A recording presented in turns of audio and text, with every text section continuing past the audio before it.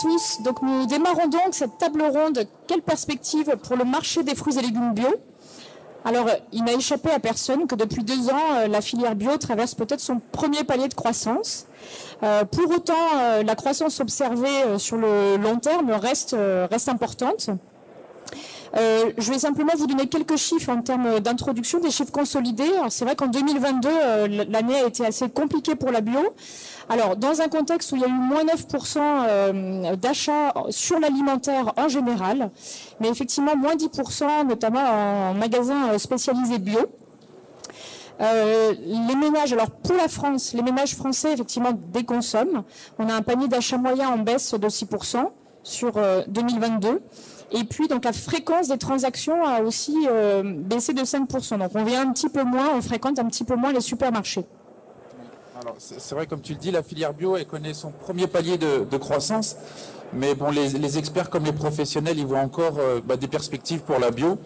Alors maintenant, c'est comment relancer le dynamique du bio dans le panier des consommateurs. Ça, c'est la première question, avec les dernières études qui pointent malgré tout un besoin de réassurance plus fort auprès du consommateur, la nécessité de réaffirmer les fondamentaux du bio pour lever les doutes qu'il peut y avoir, notamment entre autres plus d'environnement, une bio qui soit plus locale, avec plus de nutrition. Donc on va se poser la question, voilà, la filière fruits et légumes bio peut-elle montrer l'exemple dans ce domaine? Voilà, et donc, alors, quel levier pour cette, et peut-être nouvelles actions mises en place par les acteurs qui sont autour de la table et dans cette salle. Est-ce qu'il est aussi possible de redynamiser la filière, peut-être sur de nouveaux fondamentaux, de nouvelles bases? Est-ce qu'on peut encore trouver des marchés à l'export? Et puis peut-être, est-ce que les aides de l'État, comme le fonds d'urgence bio, sont du saupoudrage, ou est-ce qu'au contraire, ça peut permettre une relance? Voilà, donc tout ça, nous allons en débattre. Alors, on a le plaisir d'accueillir donc Vincent Martin, qui est acheteur fruits et légumes chez Naturalia. Cédric Banelli, qui est acheteur chez Procin, donc qui est juste à côté de Perpignan, qui transforme des fruits et légumes bio. Nordine Arfaoui, qui est le directeur général de la coopérative Univers dans le Gard. Et enfin, Alexandra Farnost, qui est consultante spécialisée en bio. Voilà. Donc on va revenir un petit peu, c'est vrai, sur cette année très particulière du marché qui a connu des difficultés. Maintenant, par rapport à ça, est-ce qu'on est toujours du coup en tassement de la demande actuellement, et est-ce qu'il y a eu des répercussions en amont par rapport aux quantités et encore maintenant, quoi? Donc est-ce que ça s'est aggravé ou pas? Je vais me tourner, et notamment je commence par Alexandra pour savoir ici, et aussi d'élargir un peu le spectre au niveau européen. Quelles sont les tendances du marché bio aussi, des pays producteurs en bio? Est-ce qu'ils traversent la même crise? Et voilà, est-ce qu'on a ce même constat? Merci. Donc sur les pays, je travaille principalement sur les pays européens. Je vais vous parler d'abord de l'Espagne. Donc en Espagne, c'est pas un pays très consommateur. Donc la consommation, on ne note pas une grosse baisse de consommation, mais par contre, comme dans tous les pays européens, une réduction des gammes au niveau de la vente dans la GMS. Et cette réduction de gamme, malheureusement, elle se retrouve aussi dans la réduction de gamme chez les producteurs. Les coûts de production, les coûts énergétiques, il y a des coûts extrêmement élevés pour les producteurs. Et une des solutions, c'est de réduire la gamme. Au lieu d'avoir 10-15 produits, on va passer à 5 qui seront moins, plus faciles à emballer, demandant moins de main-d'œuvre. Et je pense que ça, c'est un problème qu'on va affronter. C'est-à-dire que si on a moins de gamme en distribution et moins de gamme en production, ça ne va pas arranger, je pense, le développement du bio. Au niveau de l'Allemagne, en termes de consommation, aujourd'hui, on est en Allemagne sur des chiffres qui sont légèrement supérieurs à 2019.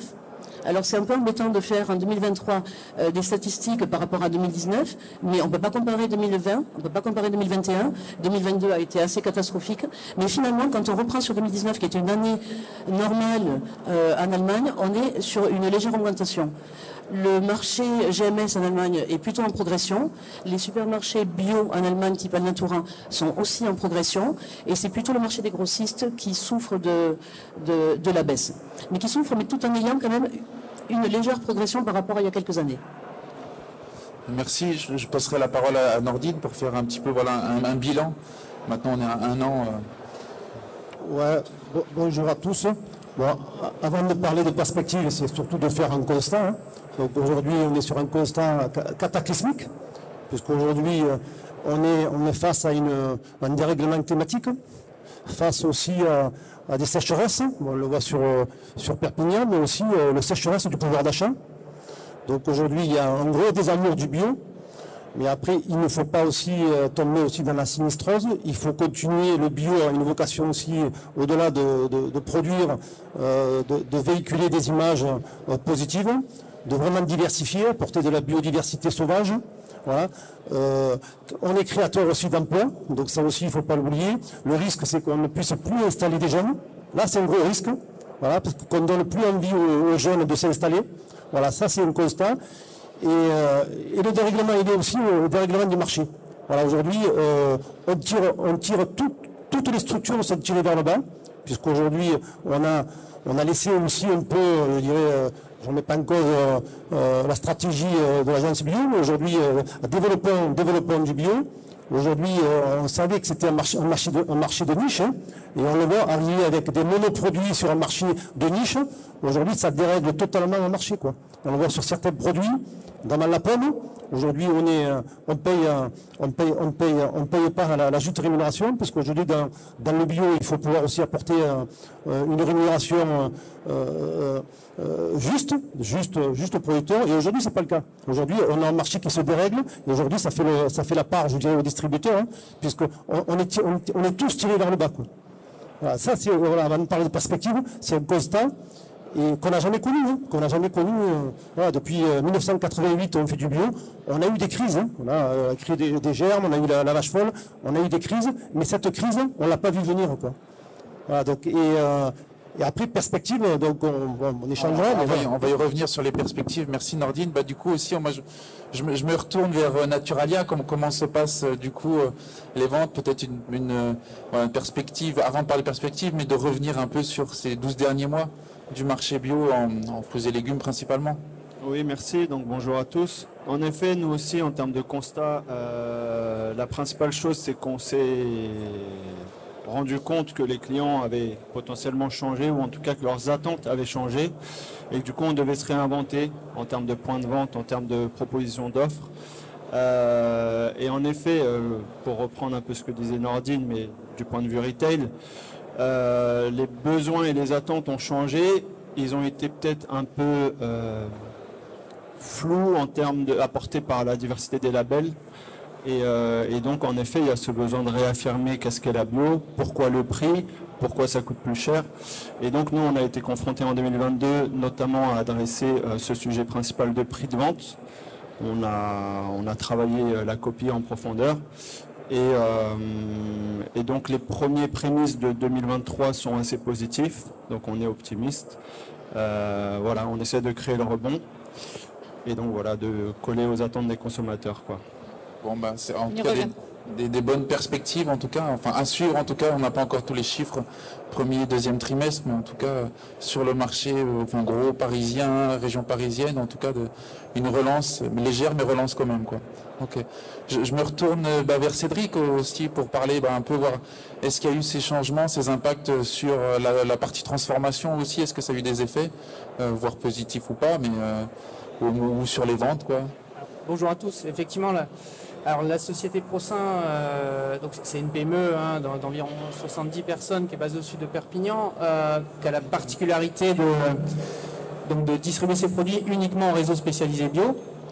La baisse conjoncturelle qu'on observe, on l'a observé également, même si on l'a subi peut-être un peu moins fort que les autres acteurs du marché, dû à notre position de leader en réseau spécialisé sur la partie conserve.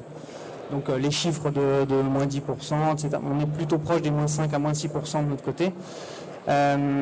Et face à ça, la réaction de ProSain, la première, c'était de réaffirmer les fondamentaux, de continuer la marche en avant. ProSain est un pionnier dans la démarche bio, hein, c'est une entreprise qui est dans les produits naturels. À l'époque, le terme biologique n'existait pas, hein, lors de la création en 1968. Et donc, c'est de continuer la marche en avant vers des démarches biodisantes, vers le commerce équitable, vers la certification en biodynamie. Et voilà, donc continuer à réaffirmer les valeurs de la bio haut et fort. Et on le verra ensuite avec les engagements de marque. Ensuite, on a quand même une réaction face à, pour aider les consommateurs dans ce contexte inflationniste. Première chose, effectivement, Alexandra, tu l'as dit, un phénomène de rationalisation de gamme. Voilà, nos clients réduisent les assortiments, donc on le fait un petit peu également. Mais surtout, on est venu proposer des plus grands formats. C'est ce que recherchent les consommateurs en cette période difficile. Donc une réduction des prix au kilo, et c'est ça voilà, c'est l'un des leviers qu'on a actionné. D'accord. Alors, justement, donc, en parlant de fondamentaux et de leviers, alors peut-être Vincent, je me retourne vers toi. Il me semble que Naturalia voilà, a essayé de réinventer peut-être, ou en tout cas de retourner aux fondamentaux. Est-ce que tu peux nous en dire un petit peu plus ? Oui, absolument. Donc, un des fondamentaux, et on s'est profondément posé la question de qu'est-ce qu'attend le client par rapport à une ère d'une quinzaine d'années de la bio florissante à des progressions à 2 chiffres. Quand on a eu le point d'inflexion, on s'est posé la question, mais que veulent désormais les clients? Et ce dont on se rend compte, c'est que le premier besoin, c'est un besoin de recherche de santé. Et donc, un de nos axes en réflexion à ça, c'est de réaffirmer justement les fondamentaux de la nutrition, des bienfaits pour la santé de la bio. Voilà, donc on est en train et on a commencé à activer des leviers. Comment ça se traduit peut-être dans la marque, les messages qui sont portés? Donc premièrement, dans les messages, en effet, on a revu notre slogan ou baseline, je sais plus trop comment on dit ça. Donc on a réaffirmé ça sous notre marque par la phrase « c'est bon de manger sain ». Donc voilà, c'est une clé pour réaffirmer à tout le monde que la bio, c'est d'abord plus sain, mieux manger. En termes de rationalisation, au-delà de parler d'une réduction d'offres, nous, on préfère parler de réduire et donc enlever les produits de nos rayons qui sont certes certifiés bio, mais pas forcément sains. Je peux donner des exemples. Des gâteaux beaucoup trop sucrés, beaucoup trop gras, plein d'huile de palme. C'est un peu tiré par les cheveux, mais on n'en trouvera plus forcément dans quelques mois chez Naturalia. C'est un des exemples. Donc on peut penser que les fruits et légumes, au contraire, auront plutôt le vent en poupe. Oui, et pour aller dans ton sens, on va faire la part belle à tous les produits peu transformés de plus en plus, aux produits bruts, etc. Bon, je donnerai la parole à Prochain après. Alexandra, donc j'ai aussi envie de me retourner vers toi. Par rapport au levier, est-ce que toi, avec ta vision globale européenne, est-ce que tu peux nous préciser peut-être, est-ce qu'il y a des initiatives voilà, qui commencent à porter leurs fruits? En tout cas, est-ce qu'il y a des changements notoires que tu constates en Allemagne, en Espagne, en Italie peut-être, pour relancer un petit peu la dynamique? Donc je vais parler du marché plutôt grossiste parce que c'est celui que je connais le mieux. Je ne suis pas du tout dans la distribution. Et c'est vrai que le consommateur, je vais parler de l'Allemagne par exemple, le consommateur a besoin d'être rassuré. Le consommateur allemand est un consommateur mûr au niveau des produits biologiques, mais qui a une demande sur une partie. Il connaît les valeurs santé du produit bio et pour lui, une demande, c'est la valeur sociale et la valeur environnementale. Donc ça fait plusieurs années que je travaille sur l'Allemagne, sur des valeurs justement pour donner aux produits qu'on amène en Allemagne, justement cette valeur sociale et environnementale. Alors, je vais parler de certification, et ça c'est quelque chose que je pense que dans le bio, c'est un petit peu un sujet touchy. Voilà, parce qu'en France, on a énormément de certifications qui sont peut-être pas forcément compréhensibles par le consommateur. Ils sont compréhensibles à l'intérieur de nos écosystèmes, mais pas par le consommateur. Et je vais donner l'exemple d'une structure. On a travaillé sur des certifications en Espagne, qu'on a développées au niveau des clients B2B, donc de nos clients distributeurs, et ensuite aux clients finaux, les consommateurs, en expliquant vraiment, mais en faisant un travail énorme. Et ça, c'est fait par une entreprise privée. C'est pas un fonds c'est pas l'Allemagne qui paye pour ça. C'est vraiment le client qui a identifié les besoins des clients. Et les besoins des clients, c'était d'être rassurés sur la valeur sociale des produits qu'ils mangeaient et la valeur environnementale. En Allemagne, vous avez la certification Naturland qui est très connue, qui est connue au niveau des consommateurs. Et je ne veux pas mettre en comparaison ce qu'on fait en France et en Allemagne, mais c'est vrai que biocohérence, c'est connu pour nous, c'est peut-être pas forcément connu au niveau des consommateurs. Donc l'Allemagne a réussi avec une certification qui est quand même depuis de nombreuses années à fidéliser le consommateur sur les valeurs de ces certifications. Et pour se différencier, quand on est dans le marché de gros par rapport à des centrales, à la GMS, qui va avoir une force d'achat, une puissance, une capacité à faire des marges plus basses, il faut se différencier. La GMS en Allemagne, par exemple, est en progression et ils font beaucoup de produits Déméter. Donc ça, c'est quelque chose qui était jusqu'à quelques années réservé un petit peu aux grossistes. Et puis quand la GMS est arrivée avec des produits Déméter, avec des prix GMS, ça a un peu disrupté le marché. Et donc il a fallu se réinventer en tant que grossiste pour dire, voilà, qu'est-ce qu'on peut faire? De toute façon, la GMS, elle est là. Et nous, on a les producteurs et on a les clients. Donc c'est de trouver justement d'autres leviers comme ça. Oui, donc enfin... Et des partenariats avec les producteurs, parce que sans les producteurs, on ne pourrait pas le faire. Alors je parle spécifiquement de l'Espagne, parce que c'est l'Espagne et la France qui vont vers l'Allemagne sur ce sujet-là.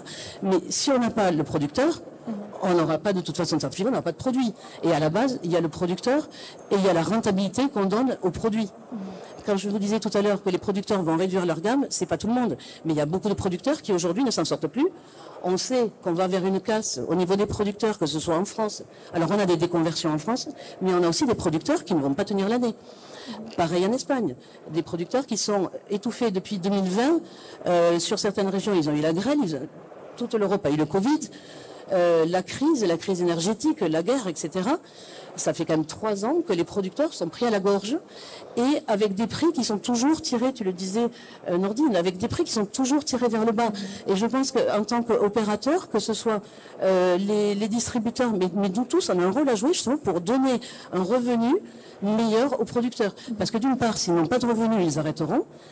Et deuxièmement, on n'attirera pas des nouveaux producteurs si... derrière, ils voient qu'ils ne pourront pas survivre. Oui, en fait, en somme, voilà, remettre de la cohérence et mieux travailler en filière. Alors, puisque tu parles de filière, du coup, je vais donner la parole à Cédric. Cédric, alors, pour qui ne connaît pas Procin, bon, tu vas présenter peut-être un petit peu plus. Procin, justement, fait un vrai travail sur les filières et a diversifié son sourcing, a aussi relocalisé une partie du sourcing en France. Comment Procin, peut-être, va encore mieux travailler en filière à l'avenir? Alors, je précise pour la technique qu'il y a 2 slides. Oui, alors, effectivement, Procin a un très fort ancrage local depuis toujours dans ses valeurs, mais dans les années 2000-2010 faisait face à un manque d'offres terrible. Et juste pour donner un chiffre et illustrer le phénomène de relocalisation, en 2013, c'est 20 à 25% des légumes ratatouille qui étaient d'origine France. En 2022, c'était 95%. Donc voilà, une vraie relocalisation dans les faits. C'est à notre petite échelle. Procin, ça reste une PME. C'est un site qui fait environ 5000 tonnes à l'année, donc c'est pas monstrueux. Mais voilà, à notre petite échelle, on essaie d'apporter des débouchés au monde agricole. Et bon, je suis un peu moins à l'aise pour parler de l'aval et de la distribution, mais en tout cas en amont, moi c'est le message principal que je voulais faire passer au monde agricole, c'est que je vous invite à considérer le secteur de l'industrie non pas comme une variable d'ajustement des marchés d'expédition, mais comme un vrai pilier de votre stratégie d'entreprise, de votre stratégie commerciale. La transformation, c'est moins de ressources accordées à ce type de marché et c'est des revenus garantis. C'est en gros de la visibilité pour votre activité. Est-ce que tu peux nous donner quelques exemples? Oui, bien sûr. Tu veux présenter peut-être Alors, il faut que tu avances. Je ne vais pas forcément commenter un petit peu les slides Procin, mais Procin a formalisé l'ensemble de ses engagements. Ce qui nous concerne à l'amont, donc c'est essentiellement la numéro 4 avec un approvisionnement responsable, c'est-à-dire privilégier systématiquement l'approvisionnement le plus local possible sur les viandes, les produits laitiers, 100% France, et sinon on s'interdit toute utilisation, on met les produits en rupture. On le connaît en ce moment sur la filière avicole, évidemment. Et sur le fruit et légumes, donc relocaliser le plus possible et le plus proche de notre site qui est ici dans les Pyrénées-Orientales. Et ensuite, donc, c'est un ancrage local, l'engagement numéro 5, hein, donc créer de la valeur en local, et ça passe essentiellement par nos achats de matières premières qui se font dans le département. On a beaucoup de filières locales. Je pense on a des tomates cœur de bœuf variété ancienne qui sont fabriquées, qui sont produites à Thuir là, depuis une quinzaine d'années. On a relocalisé les légumes à ratatouille, donc aubergines, courgettes, qui sont produites à plus de 80% dans le département. Et ça représente, oui, des volumes qui approchent les 1000 tonnes. Donc vraiment une stratégie d'entreprise basée sur l'approvisionnement local. Est-ce que ça a permis de mieux passer justement ce goulot d'étranglement là en 2021-2022 ? Est-ce que tout ce travail de fond paye quelque part, en tout cas stabilise? Oui, sur la partie approvisionnement, nous, on n'a connu aucune crise et on n'a pas subi de mouvements significatifs. Et j'ai envie de dire, nos producteurs non plus. Ceux qui avaient compris la démarche de culture dédiée pour l'industrie, ils n'ont pas traversé cette crise. Ouais. Nordine, je fais un petit peu le parallèle avec toi, même si le modèle est différent. Donc là, on est dans une coopérative, donc il y a des valeurs fortes de coopération, de solidarité. Comment justement la coopérative fait face à cette crise? Alors, il y a une partie de transformation aujourd'hui. Est-ce qu'il y a d'autres leviers, d'autres initiatives?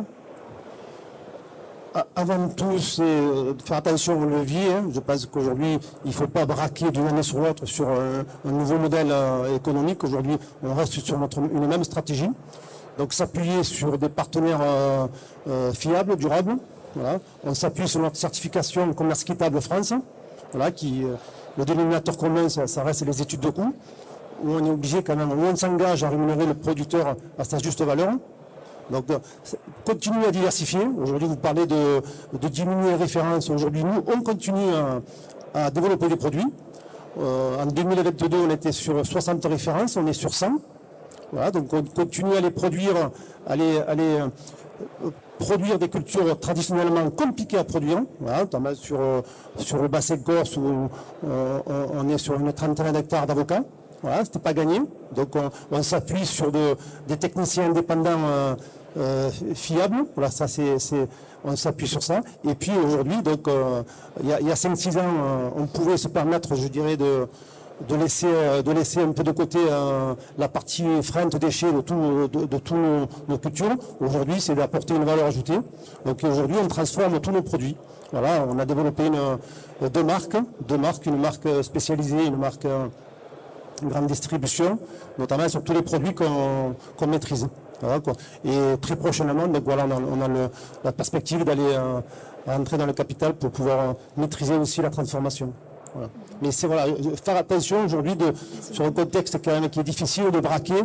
Donc on le voit, la viticulture est en crise, le lait est en crise. Donc aujourd'hui ici, il faut pas qu'on réitère les mêmes difficultés qu'on s'est proprement créées, quoi. Voilà, je pense qu'il faut continuer à avoir une stratégie sur du long terme. On va s'appuyer sur de vrais partenaires. Voilà, donc nous, 70% de la production est planifiée. Voilà, je ne dis pas que c'est facile, c'est très très très compliqué, mais on a connu ces crises. Mais voilà, donc il faut garder une note d'espoir. Voilà, donc nous, l'objectif c'est de continuer à installer des jeunes. Voilà, aujourd'hui on a 70 producteurs. Donc on a des projets d'installation de jeunes, notamment par rapport à la régionalisation. Voilà, aujourd'hui il faut savoir aussi profiter du dérèglement climatique. Donc aujourd'hui les produits qui se traitaient dans le nord et autres, on va pouvoir aussi les maîtriser dans notre région. Donc on va s'appuyer sur vraiment aller chercher, capitaliser sur une diversification, quoi. D'accord, merci Nordine. Du coup, on voit que le collectif là, apporte justement des solutions ou côté transformation avec des cultures dédiées et plus de contractualisation. Maintenant, au niveau individuel, là, on voit aussi que certaines exploitations sont en crise, comme on le rappelait depuis 2-3 ans. On voit par exemple, il y a le gouvernement a lancé un projet, enfin en tout cas une enveloppe d'urgence dédiée aux exploitations bio de 10 millions.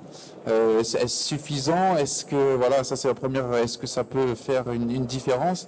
Et puis aussi, est-ce qu'il y a ce genre, en tout cas, d'aide ou d'appui des gouvernements? Je me retourne vers Alexandra, voir si, est-ce que dans d'autres pays aussi, suite à ces crises-là, est-ce qu'ils ont mis en place ce genre d'aide directe aux exploitants? Alors, il y a deux sortes. On en parlait tout à l'heure. Par exemple, en Espagne, ils ont sollicité des aides européennes. Parce que c'est pas au niveau de l'Espagne, c'est pas comme en France, il n'y a pas vraiment une agence bio, ça se passe au niveau de chaque région. Et donc ils ont sollicité une aide européenne qui va les aider pour la communication, pour des plans. Le développement va passer par tout ce qui est restauration, foyer, les collèges, les collectivités, etc. Et donc il y a des aides qui sont données de l'Europe pour ça. Sur l'Allemagne, par exemple, c'est vrai qu'un gouvernement allemand, le ministre de l'écologie enfin, le ministre de l'Agriculture est écologique. Et c'est vrai que ce qui est demandé, ce qui est voulu, c'est qu'à l'aube de 2030, il y ait 30% de surface agricole en bio et qu'il y ait aussi aller au-delà des 25% de bio dans les collectivités, c'est aller à 30%. Aujourd'hui, l'Allemagne est à 11% de surface agricole, ils veulent passer à 30%. Donc il y a vraiment un gros travail à faire, mais c'est soutenu par le gouvernement. Pas forcément au niveau d'aide directe, mais c'est soutenu par le gouvernement. Et ce qu'on voit dans les autres pays, c'est qu'il y a quand même une aide de toute façon qui est au niveau du bio. Ça ne pose pas, le bio ne pose pas de problème. Que ce soit en Espagne, en Italie, en Allemagne, le bio ne pose pas de problème comme ça peut poser problème en France. On a eu une énorme augmentation en France du bio, il a été porté au nu, on a dit c'est une niche qui va enfin sortir de sa niche. Et puis tout d'un coup, ça redescend. Il y a je ne reparlerai pas du média bashing qu'on retrouve, mais on ne retrouve pas ça dans les autres pays européens. Il y a des producteurs conventionnels, il y a des producteurs bio, il y a des distributeurs qui vendent du conventionnel et du bio, il y a des magasins qui essayent de faire, en Espagne, en Italie, c'est vrai que le réseau des magasins spécialisés bio est plus petit qu'en France ou qu'en Allemagne, bien sûr, mais ça fonctionne. Ça fonctionne. Il n'y a pas cette dichotomie entre le bio et le conventionnel. Et c'est vrai que ça m'a fait... J'aimerais qu'en France, on arrive à sortir de ce problème et peut-être remettre la bio, sortir de la bio de sa niche, sortir de la bio de son écosystème et partager davantage. Parce que moi, je suis comme Nordine, moi, je crois au collectif. Et pour moi, le collectif, il est européen. Il est déjà français, interrégion, il est français interagriculture, c'est-à-dire qu'on ne peut pas opposer une agriculture à une autre. C'est stérile, on le voit, c'est stérile, ça ne sert à rien, ça ne nous fera pas avancer en bio. Et ce qu'il faut, c'est s'asseoir ensemble en France, mais avec, que ce soit des assises, on en parlait Florence, des assises où il y a des gens de la bio avec des gens du conventionnel. Parce que de toute façon, on parle d'agriculture. Et quand on dit agriculture biologique, on a tendance à entendre biologique. Mais on n'entend pas agriculture. Mais à la base, on a des producteurs, on a des agriculteurs. On a certains agriculteurs qui sont venus en agriculture biologique par conviction, d'autres peut-être pour d'autres raisons, mais à la base ce sont des agriculteurs. Donc il faut parler d'agriculture et parler d'agriculture tous ensemble. Et ensuite, au niveau européen, c'est se parler davantage, être à l'écoute de ce qui se fait. Si on veut aider nos producteurs français à produire les bons produits aux bonnes saisons, c'est savoir aussi ce qui va se faire dans les autres pays, dans les pays dits concurrents. Mais on peut très bien être complémentaires, et on le voit par exemple sur l'Allemagne, on est complémentaires, on fait produire, on planifie, parce qu'on planifie à peu près 80% de la production, on planifie en Espagne, on planifie en France, et ensuite arrive la saison allemande. Et tout ça permet une fluidité de produits. Et je pense que si on est collectif, au niveau de toutes les agricultures, et si on est collectif au niveau européen pour se parler, on trouvera forcément plus de solutions ensemble qu'en essayant chacun dans notre coin d'en trouver. Donc c'est plus une souveraineté européenne que nationale, quoi. Alors du coup, il y a d'autres questions aussi, parce que là, on le voit, on l'a rappelé tout à l'heure, en période inflationniste, du coup, on a vu la tentation aussi d'associer le bio à un prix le plus attractif possible, du coup, plutôt que de parler de la valeur du produit. On en a parlé tout à l'heure, hein. prix du bio versus la valeur de ce produit. Donc est-ce qu'on est parti justement pour que ça dure et d'habituer aussi le risque d'habituer le consommateur à des prix avec des propositions de prix attractifs, un peu plus banalisés, chose qu'on voit plus sur le conventionnel. Donc ça, c'est des questions qui seraient peut-être intéressantes et de voir est-ce que ça se fait déjà. Et voilà, je me retourne aussi vers est-ce que sur les étals de Naturalia, on est tenté d'aller vers cette stratégie en tout cas commerciale. Oui, tout à fait, et on l'assume, et je pense que tout acteur qui ne se remet pas en question, comme on est en train de le faire ou comme on l'a fait, pour chercher à coller aux besoins réels du marché à un instant T, se met en difficulté pour le futur. Donc nous, on a pris conscience de ça et on l'a fait. Maintenant, le point, il est je pense, ce qu'on a constaté, de réaffirmer les valeurs, comme tu le disais, ajouter des produits bio, notamment santé ou nutritionnels ou autres. Et en fait, le sujet, il était au-delà de recapter des clients potentiels, de surtout ne pas en perdre en fait. Donc Naturalia a une politique de promo mensuelle, promotion hebdomadaire sur les fruits et légumes, une animation commerciale permanente, mensuelle avec des TG sur l'épicerie à thème, voilà, pour sortir des volumes quand les fournisseurs, quand les producteurs en ont besoin. Donc il y a des échanges permanents, quotidiens avec le bureau d'achat de tous les secteurs, de tous les rayons, pour accompagner les filières et les sorties réelles en production, pour essayer de mettre en avant quand il y a un besoin de sortir des volumes. Et en effet, le sujet que tu évoques, c'est le sujet de moment, c'était d'arrêter la perte de ces clients, de les consolider par le prix, parce que l'inflation, qu'on le veuille ou non, elle est réelle, et les gens, depuis 6 mois, 1 an et demi, et peut-être encore pendant les 6 mois, 1 an et demi à venir, on ne le sait pas, c'est leur variable d'ajustement, l'alimentaire. Peut-être qu'ils arrêtent de s'acheter le dernier téléphone, je ne vais pas citer de marque, ou des vêtements haute marque aussi. Mais ils regardent aussi, il ne faut pas se leurrer, les prix de l'alimentation. Et on le voit, et c'est une réalité. Hein, et je pense que tout un chacun comprendra ce qu'on dit. C'est que des produits un peu plus exotiques ou très plaisir ou très chers, on va regarder à 2 fois en ce moment avant de se les acheter. On va peut-être acheter plus des produits basiques. C'est la réalité. Donc là, on est dans cette phase-là de consolidation. Et en effet, pour moi, le sujet, ça va être de conquérir intellectuellement, ce que tu essayais d'expliquer, je pense, Alexandra, le besoin fondamental nutritionnel et santé dans la tête de tout Français européen, pour qu'ils comprennent que désormais, il va falloir peut-être qu'il change un peu sa perception de ses dépenses, et dans le futur, de peut-être dépenser une part plus importante de son budget à du mieux manger. Mais ça passe par cette consolidation des sorties caisse client pour ensuite rebondir sur la compréhension et inculquer cette manière de consommer. Et ce qu'on est en train de faire par différents leviers d'accompagnement en magasin, de réaffirmer qu'un produit, donc par des petites ILV ou des choses comme ça, un kiwi, le saviez-vous, oui c'est très riche en vitamine C, tout le monde ne le sait pas forcément. À l'école, on n'apprend pas forcément ça, ou alors dans un cours très ancien en biologie, tout le monde ne se souvient pas au moment où il fait ses achats, quand il a 20, 30, 40, 50, 60 ans. Donc c'est peut-être bête et tiré par les cheveux ce que je suis en train de dire, mais c'est un exemple fort. Donc oui, de réaffirmer par une petite ILV sur la cagette de kiwi, le saviez-vous, c'est très riche en vitamine C, c'est bon pour ci, c'est bon pour ça.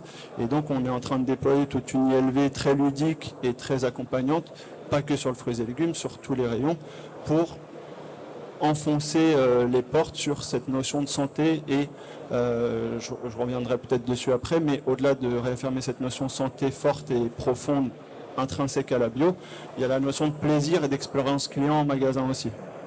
Okay, merci. Donc on voit il y a des stratégies sur nutrition, santé et également sur le prix. Maintenant, si je remonte la filière pour justement voir au niveau de l'amont, au niveau des producteurs, est-ce qu'on a justement cette même sensation de se dire qu'effectivement il y a des efforts qui sont faits pour écouler les produits, avoir des stocks, quitte à réduire les marges? Est-ce que ça c'est partagé? Je me retourne vers Nordine. Est-ce que vous l'avez ce sentiment-là, ou est-ce que c'est des stratégies qui sont aussi peut-être prévues ou pas? Ouais, on parle beaucoup de résilience. Dans 50 ans, on sera 10 milliards d'habitants. Aujourd'hui en France, 60% légumes viennent de France, 40% en fruits, donc il y a de quoi faire. Et aujourd'hui, si le débat c'est de dire que le prix, puisqu'on le voit aujourd'hui dans les publicités, tout ça, c'est de dire le panier anti-gaspi, le panier prix. Aujourd'hui, dans 50 ans, il n'y aura plus de producteurs. Aujourd'hui, il y a un prix. Il y a un prix de rémunération pour le producteur et ça c'est juste. Et aujourd'hui, on sera responsable. Aujourd'hui, on sera responsable parce qu'on n'aura rien dit, on n'aura rien fait. Aujourd'hui, la communication doit changer. Aujourd'hui, à savoir si on veut de la résilience, aujourd'hui, quand on veut travailler en Suisse, quand eux, ils arrivent en production, interdiction d'apporter de livrer chez eux. Aujourd'hui, on ne se donne pas les moyens de réussir, de sauver nos paysans. Voilà, aujourd'hui, ça va être, et on sera responsable. Voilà, parce qu'aujourd'hui, il y a en 2011-2012, quand la grande distribution a démarré, donc ils avaient mis des rayons dédiés. Hein. Voilà, en 2013, puisqu'en 2011, quand ils ont démarré, c'était dilué avec le traditionnel. Et aujourd'hui, on a fait marche arrière et on est revenu, les produits sont dilués.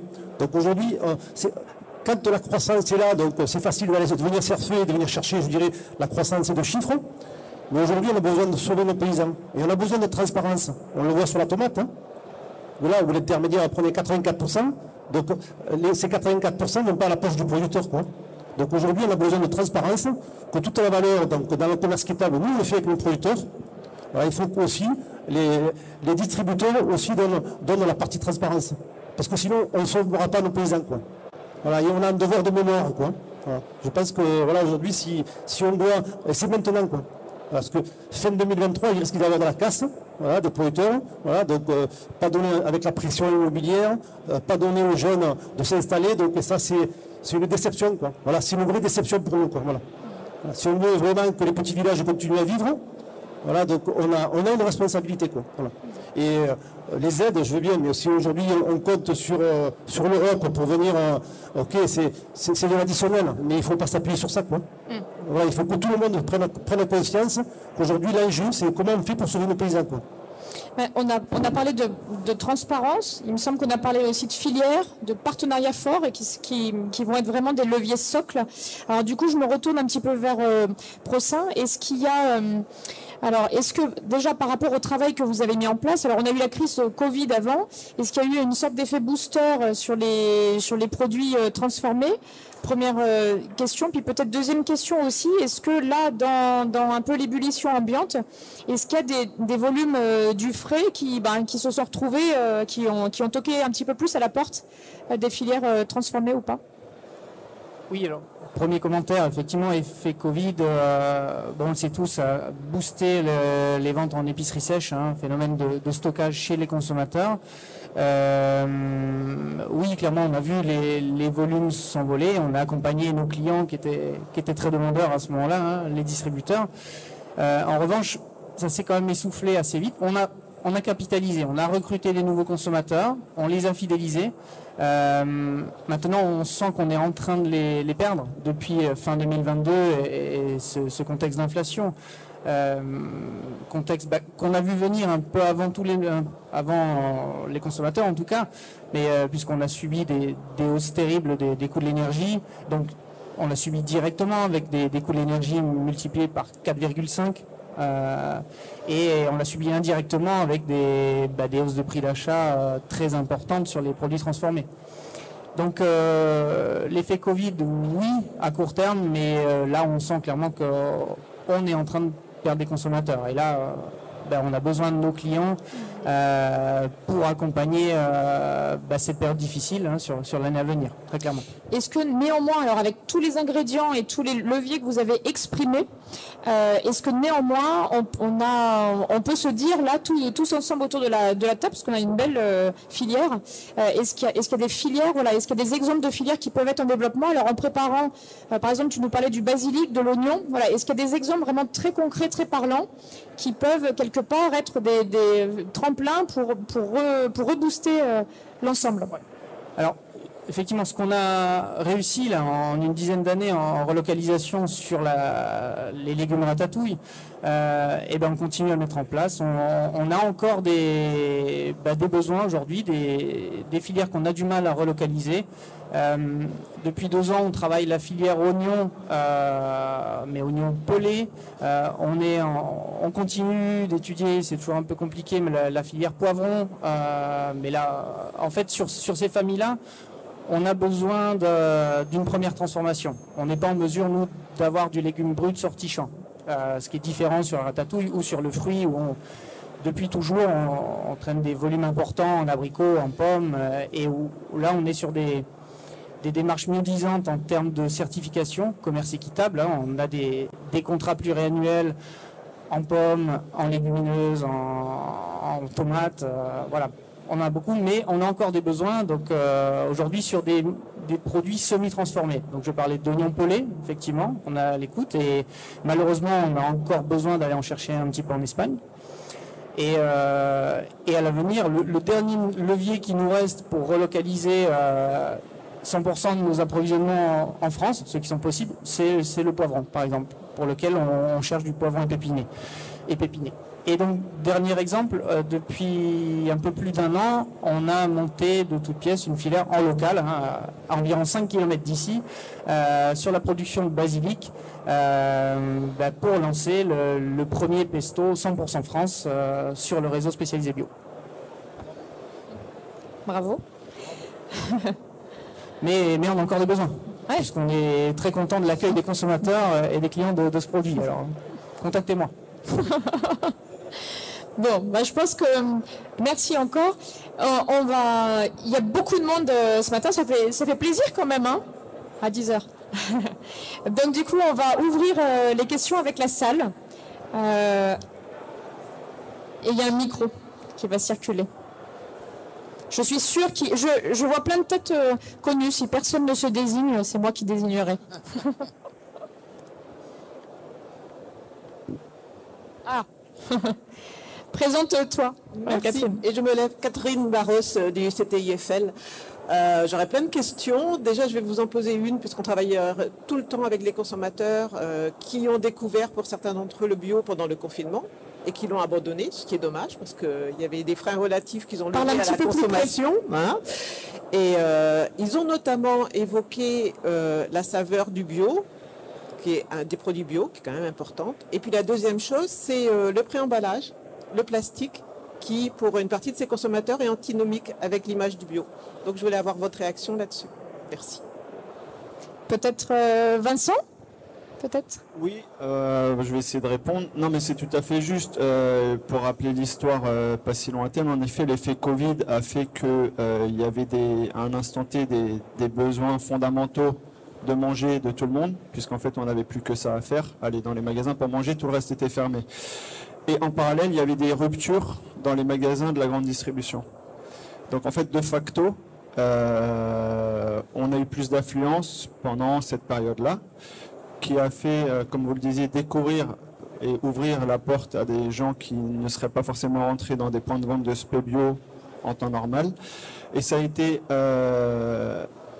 agrémenté par ce besoin de santé, puisqu'on avait tous peur de tomber gravement malade, et on s'est dit, en plus, si je mange bio, peut-être que j'aurai une chance de survivre plus grande. Je la fais courte, mais en gros, je pense que tout le monde a dû se dire ça dans sa tête à ce moment-là.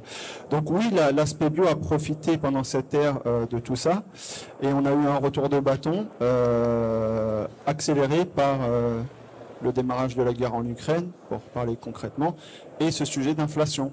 Et on en revient toujours au même sujet, mais on ne va pas parler que de ça.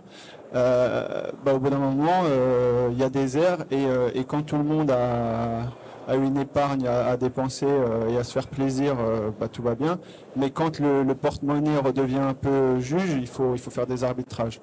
Donc on est dans cette ère de prix, et nous, ce qu'on essaie de construire, de consolider sur cette base, c'est de les conquérir à long terme par le goût, comme vous le disiez, en inculquant ce sujet santé, et de rajouter définitivement la notion de plaisir. Donc nous, ce qu'on cherche à faire au quotidien désormais, c'est plus de dégustation, plus de découverte produits. Voilà. Et donc pour aller dans ton sens, Nordine. Potentiellement, à quelle échéance, on ne le sait pas, mais de remettre de la valeur en réaugmentant les prix.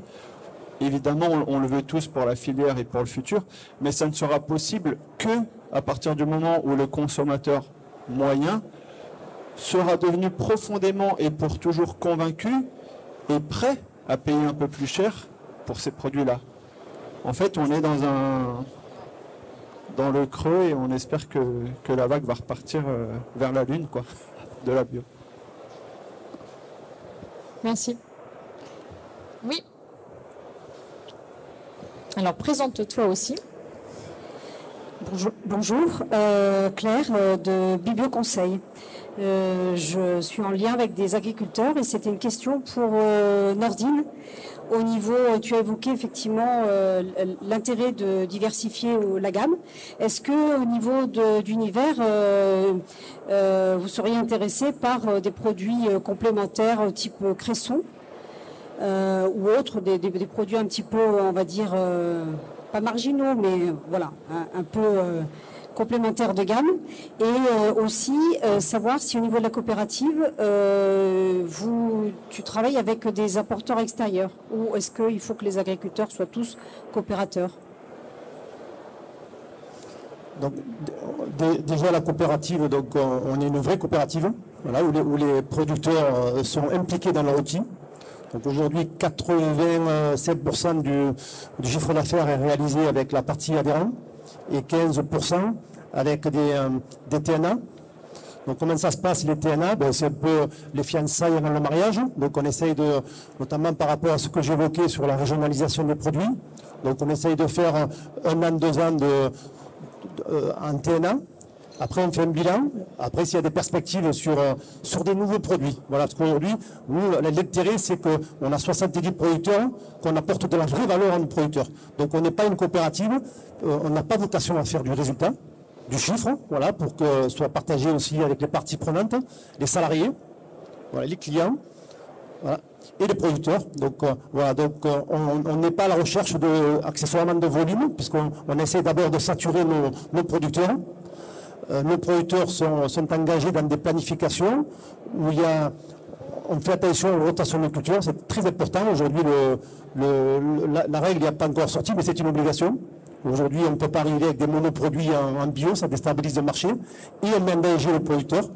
Donc nous, on tient, il y a entre 3 et 5 rotations dans l'exploitation. Ça apporte premièrement de la richesse, voilà, parce qu'on crée de la main-d'œuvre. Certes, en bio, on travaille plus cher. Voilà, parce que 80% de la main-d'œuvre, elle est faite manuellement, quoi. Par rapport, je dirais, aux cultures traditionnelles, hein, sans opposer le conventionnel par rapport au bio. Hein. Je pense qu'il faut qu'il y ait un conventionnel très fort pour que le bio puisse exister. Hein. Voilà, ça, par contre, c'est très important. Voilà, mais on est à l'écoute, mais sincèrement, notre vocation, c'est d'abord d'apporter de la vraie valeur à nos adhérents, voilà, pour pouvoir, je dirais, faire la boucle, puisqu'on est sur la 4e génération. Donc voilà, donc je pense que c'est très important pour nous, mais on peut étudier notamment, vous parlez du cresson, pourquoi pas le cresson. Voilà. Voilà. Produit santé en plus. On peut encore prendre quelques questions. On a 5 minutes.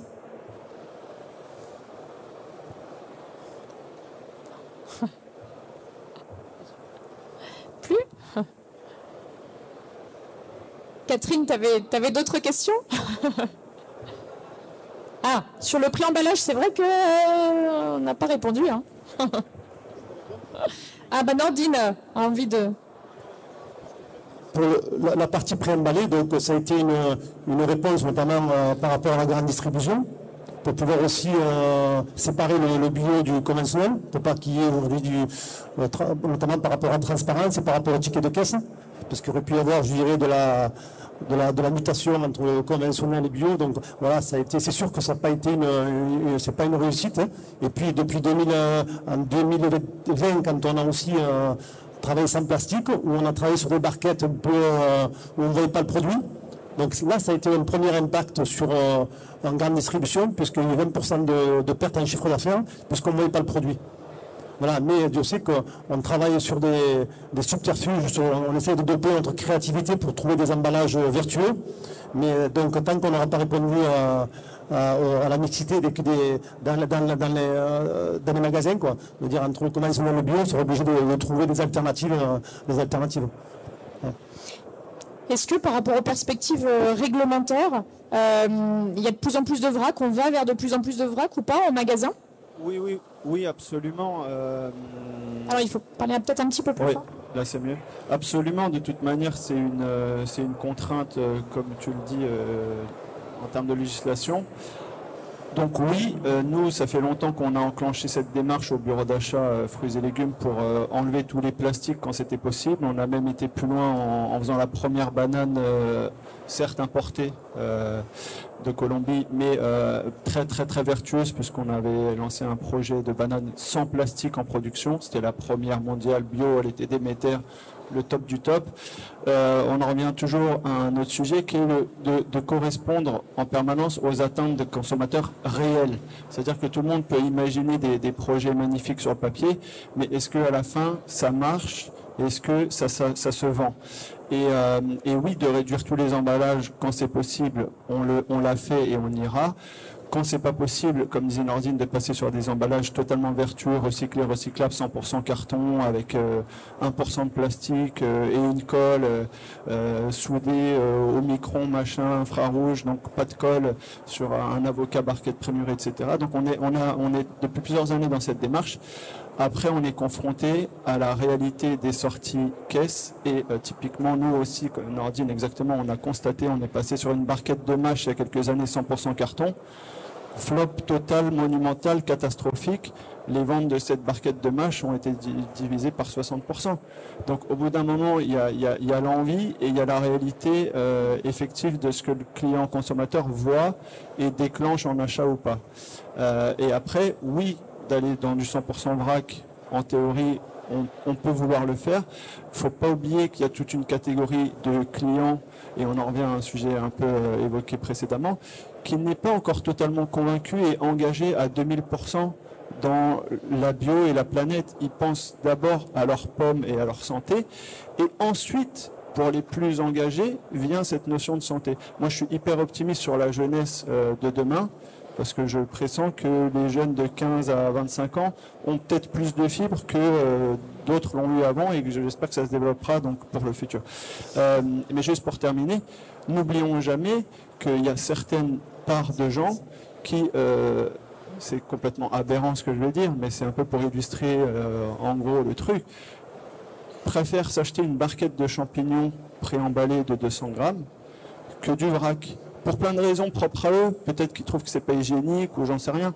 Peut-être aussi, et on en revient aussi toujours à ce 20% qu'il faut pas oublier la réalité, parce que quand tu vois, je dis une bêtise, 8 euros ou 10 euros du kilo un champignon en vrac, et que tu vois 1,99 une barquette de champignons en vrac, bah c'est juste le prix psycho qui fait que, pour les plus logiques, on compare les prix au kilo quand on fait nos achats, mais c'est un achat d'impulsion et voilà. Donc c'est jamais tout blanc ou tout noir, il faut toujours mesurer et faire des effets de gamme et typiquement entre une fraise au kilo à temps et une petite barquette, voilà. Donc il y a toujours ce sujet il faut toujours peser le pour et le contre. Merci. Le pragmatisme avant tout. On prend encore une question ou... On a 2 minutes. Bon. 1 minute ou 2? Ah bah oui, quand même. Bonjour, je suis producteur bio. Et bon, je vous entends parler. Bon, heureusement qu'il y a un monsieur qui nous défend, parce que nous, c'est les prix qu'on cherche, et les prix, on les a plus. On a des prix au ras des pâquerettes. On va le bio au prix du conventionnel, donc là, ça peut plus aller. On a fait tous les efforts qu'il fallait pour passer en bio. Je suis viticulteur. On a eu 3 années de conversion. Donc après, ce qu'on ne comprend pas, c'est comme vous n'y êtes pas préparé. Vous le saviez très bien, quoi, qu'il allait arriver des gros volumes en bio. Et visiblement, les marchés ne sont pas derrière, quoi. Nous sommes producteurs de figues. Nous avons vendu toutes les figues en conventionnel. Aucun marché en bio. Actuellement, nous sommes en pleine campagne à l'artichaut. On ne vend pas d'artichaut en bio, ou très peu. C'est la catastrophe, quoi, pour nous. Alors, on a... Chez mon fils qui s'installe, il voulait faire que du bio. Bon, je me dis, on reviendra jamais en arrière. Bon, il y en a beaucoup qui font marche arrière, mais bon, voilà, je vous entends, on entend parler que faire baisser les prix, on entend que ça. Non, c'est pas ça. Déjà, il faut essayer de communiquer dessus, sur le bio. C'est que il ne se fait pas. C'est vrai que les médias, eux, sont en train de nous foutre en l'air, parce que tous les jours à la télé, on entend parler de l'inflation, des prix qui augmentent, donc ça ne nous arrange pas. Mais bon, c'est pas parce qu'un paquet de pâtes va augmenter de 5 centimes qu'on va plus acheter les pâtes. Quoi. Mais on est dans l'esprit des Français, c'est ce qui est en train d'arriver. À force de leur bourrer le crâne avec ça, ils ne veulent plus consommer du bio. Quoi. Même sur le vin, on arrive à supprimer agriculture biologique devant, on le met en contre-étiquette parce qu'on sait que le réflexe consommateur, quand il va marquer agriculture biologique, hop, il dit j'y vais pas parce que c'est trop cher, je vais me faire avoir. Quoi. Voilà. Vaste question, là on réouvre en fait un débat, mais c'est vrai que par rapport à la communication, alors je ne sais pas qui veut interagir, peut-être Alexandra ou Vincent. Voilà, est-ce que la communication, elle doit être individuelle, collective, comment bien le faire? Alors tu as parlé des assises de la bio, des assises pardon, où on soit beaucoup plus collectif, on ouvre un petit peu et on reste pas entre soi. Voilà, comment on peut communiquer mieux peut-être? Mais déjà, je reviens sur ce que dit monsieur. Quand on voit marqué bio, on a l'impression que ça va être plus cher. Et ça, c'est le fruit de beaucoup d'années où on a dit, on avait ce slogan en tête, le bio c'est 30% plus cher. Pourquoi ? C'est 30% plus cher parce que ça nécessite, alors c'est vrai que le bio demande plus de main d'œuvre et plus cher, mais peut-être pas 30% plus cher sur tous les produits, peut-être pas sur toutes les saisons. Il y a des ajustements à faire et je suis absolument pas pour baisser le prix aux producteurs. Je suis vraiment pour que les producteurs aient une rémunération juste. Et aujourd'hui, la rémunération juste, on la connaît pas vraiment. Elle est, vous parlez du conventionnel, le conventionnel a l'habitude d'avoir des fluctuations comme ça. En bio, on a eu l'habitude d'avoir des prix relativement fixes et stables. Aujourd'hui, on est dans une période où les prix en bio, malheureusement, ne peuvent pas rester fixes et stables sur toute une saison. Il va y avoir des ajustements à faire. Mais justement, ces ajustements, et c'est là où je parle de collectif, c'est qu'il faut en parler justement ensemble, et c'est là la force de création de filières.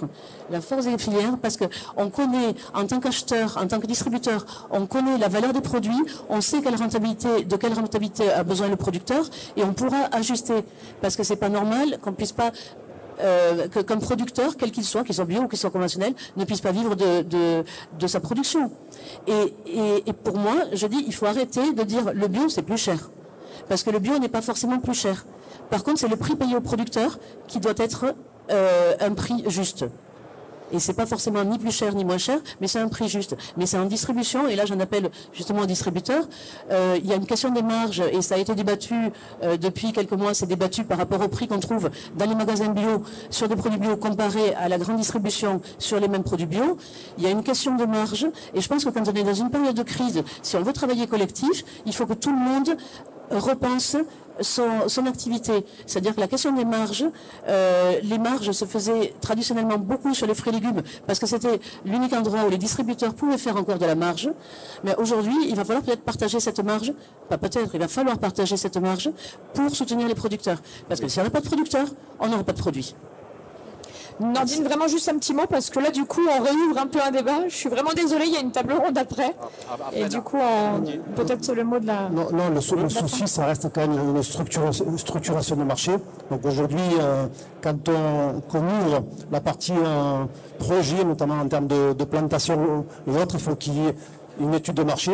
Voilà, quand on vend, sachant que le bio c'est quand même un marché de niche 10%, on ne peut pas s'amuser, je dirais, à planter des hectares de figues ou d'artichauts quand on sait que c'est des produits sensibles, voilà, des produits sensibles en termes de concurrence, notamment avec la Bretagne. Donc aujourd'hui, il faut qu'il y ait des règles dans le bio. Voilà, et aujourd'hui, avant de s'investir sur des plantations, il faut aller évaluer, je dirais, un marché, quoi, des besoins.